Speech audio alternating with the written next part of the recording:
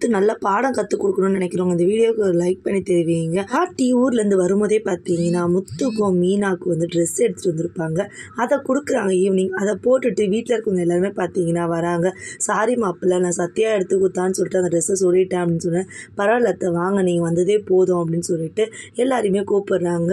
அதுமாதிரி பார்த்தீங்கன்னா ஸ்ருதியோட அம்மாவே வந்து இன்வைட் பண்ணாங்க. அவங்களுமே விசேஷத்துக்கு வராங்க.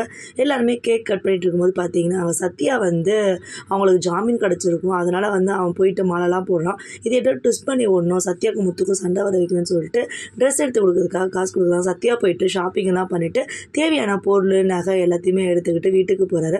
அங்கே முத்து பார்த்தீங்கன்னா சந்தோஷமாக இருக்கிறாரு மீனா கூட. இவரை பார்த்தோன்னே பயங்கர டென்ஷன் அடிக்கிறதுக்கு போகலான்னு போகிறாங்க. ஆனால் மீனா பார்த்தீங்கன்னா தடுத்து நிறுத்திடுறாங்க. மீனாவே போயிட்டு எதுக்குடா இங்கே வந்த அப்படின்னா, இல்லை எங்கள் அக்கா மாமா பார்க்கறதுக்கு தான் நான் வந்தேன், ஏன் நான் வரக்கூடாது அக்கா அப்படின்னு சொல்லிட்டு கேட்குறாங்க. நீ வரலாம், ஆனால் இப்போதைக்கு எதுக்கு நான் வந்தேன் அப்படின்னு சொல்லிட்டு கேட்குறாங்க. இந்த மாதிரி கிஃப்ட்டு கொடுத்துட்டு போகலாம் அந்த அக்கா வந்தேன், உங்கள் கிஃப்டெல்லாம் எங்களுக்கு தேவை கிடையாது, இங்கேருந்து மரியாதை வீட்டை விட்டு வெளியே